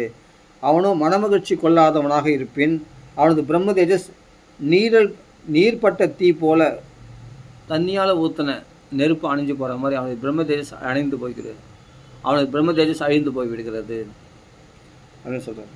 நீர்பட்ட தீ போல் குறைந்து அழிந்து விடுகிறது. தாங்கள் வேண்டுவதை விருப்பம் போல் அளிப்பவர் ஆயினும். இந்த யாராலும் மனசு படித்தவனாக இருக்கலாம், நீ எதை வேணால் கொடுக்குறவனா இருக்கலாம், ஆனால் எனக்கு தேவையான 3 அடி மண்ணு தான். தாங்கள் வேண்டுவதை விருப்பம் போல் அளிப்பவர் ஆயினும் இப்பொழுது தங்களிடமிருந்து 3 அடி மண்ணை நிலத்தை மட்டுமே வேண்டுகிறேன். இதனாலேயே எனது விருப்பம் நிறைவேறிவிடும். எவ்வளவு வேண்டுமோ அவ்வளவு செல்வம்தான் சேமிக்க வேண்டும், அதுதான் இன்பத்தை அளிக்கும். சுகபிரம்மம் கூறுகிறார். இவ்வாறு பகவான் கூறவே மகாபலி சற்றே சிரித்த வண்ணம், சரி, உன் விருப்பப்படியே பெற்றுக்கொள் என்று கூறி வாமனமூர்த்திக்கு 3 அடி மண் தானம் வழங்க தீர்த்த பாத்திரத்தை கையில் எடுத்தான். முக்காலம் உணர்ந்த சுக்கராச்சாரியார் வாமனராக வந்துள்ள ஸ்ரீ மகாவிஷ்ணுவின் எண்ணத்தை அறிந்து 3 அடி நிலத்தை தானம் செய்ய தீர்த்த பாத்திரத்தை கையில் எடுத்த சிஷ்யனான பலி சக்கரவர்த்தியை நோக்கி கூறலுற்றார். சுக்கராச்சாரியார் கூறுகிறார். விரோசனன் புதல்வனே, தேவரது விருப்பத்தை நிறைவேற்றி தருவதற்காக கஷ்யபருக்கும் அதிதிக்கும் பிறந்த இந்த வாமனமூர்த்தி சனாதனமான சாக்ஷா ஸ்ரீமன் நாராயணனே, மகாவிஷ்ணுவே வந்திருக்காராப்பா, சாக்ஷா ஸ்ரீமன் நாராயணனே வந்திருக்கான், லக்ஷ்மி மணாலனே வந்திருக்கான். இதனால் உனக்கு வரப்போகும் துன்பத்தை அறியாத நீ இந்த வாமனமூர்த்திக்கு தானம் அளிப்பதாக வாக்களித்து விட்டாய். இப்போ வாக்களித்து அதை வரை நிறைவேற்றணும். எதுக்கு நீ வாக்குத்த என்னை கேட்காம? ஒரு குரு நான் இருக்கேன்ல, நீ பாட்டுக்கு துருத்துருப்ப, இப்போ முந்திரி கொட்டை மாதிரி வாக்கு கொடுத்துட்டேன். வந்தவர் யார் தெரியுமா? தேவர்களால் அனுப்பப்பட்ட தேவ காரியத்தை சாதிக்கிறதுக்காக வந்த மகாவிஷ்ணு. நம்மளுக்கு எதிரி, முதல்ல கொஞ்சம் எதிரி பக்கம் வந்திருக்கான், மொத்தத்தையும் பிடிக்கிடுவான், ஜாக்கிரதை. நீ வேற முந்திரி கொட்டை மாதிரி முதல் போய் வாக்கு கொடுத்துட்டேன், அது சொல்கிறாருங்க. தானம் அளிப்பதாக வாக்களித்து விட்டாய், இதனால் அசுரர்களுக்கு பெரும் தீங்கு விளையப் போகிறது. ஆகவே நீ செய்வது நியாயம் என எனக்கு தோன்றவில்லை. மாயையால் பிரம்மச்சாரி வேடம் தரித்து வந்துள்ள ஸ்ரீமன் நாராயணன் உனது மூவுலக அரசு பதவி, செல்வம், பராக்கிரமம், பெரும் புகழ் பெருமையான கல்வி, அறிவு ஆகிய அனைத்தையும் உன்னிடமிருந்து வலுவில் பறித்து இந்திரனுக்கு அளிக்கப் போகிறார். எதிரியான இந்திரனுக்கு அளிக்கப் போகிறார். அதுதான் வந்திருக்கான் இந்த வாமன பிரம்மச்சாரி. வந்து மகாவிஷ்ணுவன் ஸ்ரீமன் நாராயணன் லக்ஷ்மி மணால் பிரம்மச்சாரியே கிடையாது. கல்யாணம் மகாலட்சுமியின் மனைவி இருக்குது. பூதேவி ஸ்ரீதேவின்னு மனைவிகள் இருக்காங்க அவனுக்கு. புரிஞ்சுக்கும். இந்திரனுக்கு அளிக்கப் போகிறார். இவரோ உலகம் அளாவிய திருமேனி கொண்டவர். 3 அடிகளால் என்ன பண்ண தெரியுமா? 3 அடி மண் வாங்கி 3 அடிகளால் உலகங்கள் அனைத்தையும் அளந்து விடுவார். அறிவிலியே, உன்னுடைய எல்லாவற்றையும் அந்த பகவான் விஷ்ணுவுக்கு கொடுத்து விட்டு நீ எப்படி வாழப்போகிறாய்? உன் ஜீவனம் எப்படி? ஒரு காலடியால் இந்த பூமியையும் 2வது காலடியால் விண்ணுலகையும் விசாலமான தன் திருமேனியால் ஆகாயத்தையும் அளக்கப் போகும் ஸ்ரீமன் நாராயணனது 3வது அடிக்கு இடம் எங்கே வைத்திருக்கிறாய்? 2 அடிகளாலே எல்லாத்தையும் அளந்துட்டு போகிறான். 3வது அடிக்கு மண் இல்லாமல் என்ன பண்ண போகிற? அவள் போய் சொன்ன தோஷம் ஒன்று வரும். 3வது அடிக்கு இடம் எங்கே வைத்திருக்கிறாய்? 3 அடி நிலம் தருவதாக இப்போது வாக்களித்து விட்டு தானம் கொடுக்க நீர் வார்க்கும் போது 3வது அடி தருவதற்கு இயலாமல் போகும். வாக்களித்தவாறு தராத உனக்கு நரகம்தான் கிடைக்கும். இதுதான் என் கருத்து. அதனால் தானம் கொடுக்காத அப்படின்றார் சுக்கராச்சாரியர். தானம் கொடுக்காத ஒரு புண்ணியம் கட்டிக்கணுமா? அது நேரடியாக சொல்ல இப்படி சொல்கிறார். இதெல்லாம் உனக்கு நஷ்டமாகும், உனக்கு வரக்கூடிய துன்பங்களை முன்னாடியே சொல்கிறேன், புரிஞ்சுக்க. அதான் புரோஹித. பின்னாடி வரக்கூடிய நன்மைகளை முன்னாடியே சொல்கிறது தான் புரோஹித. அப்படிப்பட்ட குரு சிஷ்யனுக்கு உபதேசம் பண்ணுறார், வீழ்ச்சி அடையக்கூடாதுன்னு. திருமணியால் ஆகாயத்தையும் அளக்கப் போகும் ஸ்ரீமன் நாராயணனது 3வது அடிக்கு இடம் எங்கே வைத்திருக்கிறார்? 3 அடி நிலம் தருவதாக இப்போது வாக்களித்து விட்டு தானம் கொடுக்க நீர் வார்க்கும் போது 3வது அடி தருவதற்கு இயலாமல் போகும். வாக்களித்தவாறு தராத உனக்கு நரகம் கிடைக்கும். இதுதான் என் கருத்து. தானம் செய்த ஒருவனுக்கு தானம் செய்த பின் வாழ்க்கை நடத்த ஒன்றுமே மிஞ்சவில்லை எனில் அந்த தானத்தை சான்றோர்கள் கொண்டாடுவதில்லை. தனக்கு மிஞ்சி தான் தான தர்மம். தன்னையே அழிச்சுட்டு ஒருத்தன் தானம் பண்ண சொல்லி மகான்கள் சாதுக்கள் கொண்டாடவில்லை. ஏனெனில் உலகில் எவனது வாழ்க்கை சரிவர முறைப்படி செல்கிறதோ அவனுக்கு தான் தானமும் வேள்வியும் தவமும் பரோபகாரமும் உதவும்.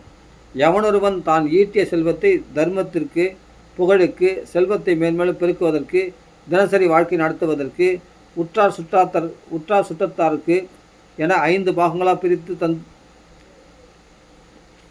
ஒருத்தன் பணம் சம்பாதிக்கிறான்னா 5 பாகமாக பிரிக்கணுமா?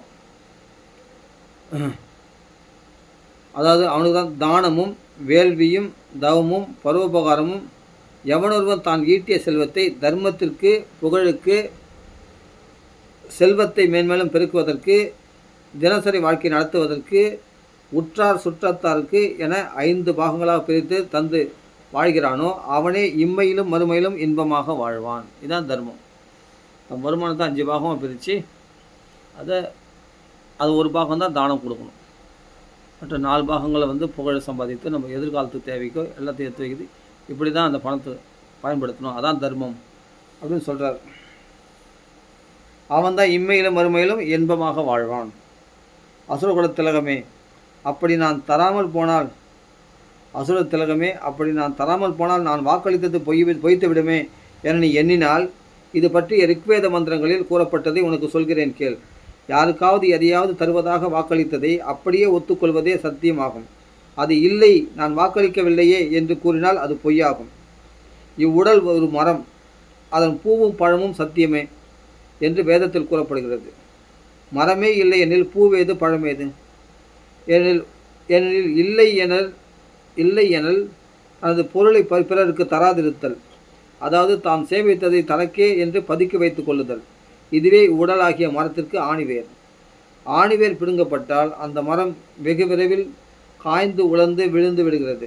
உடம்பு இருந்தால் தான் நீ தான தர்மம்லாம் பண்ண முடியும். அந்த உடம்புக்கே ஆபத்துன்னும் போது நீ எப்படி தான தர்மம் பண்ண முடியும் அப்படின்ட்டு.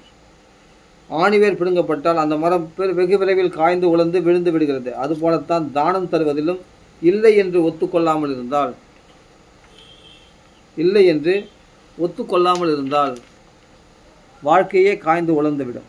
அதாவது உயிரே போவதாக இருக்கும்போது அதை தக்க வைத்துக் கொள்வதற்காக பொய் சொல்லலாம் அப்படின்றார்.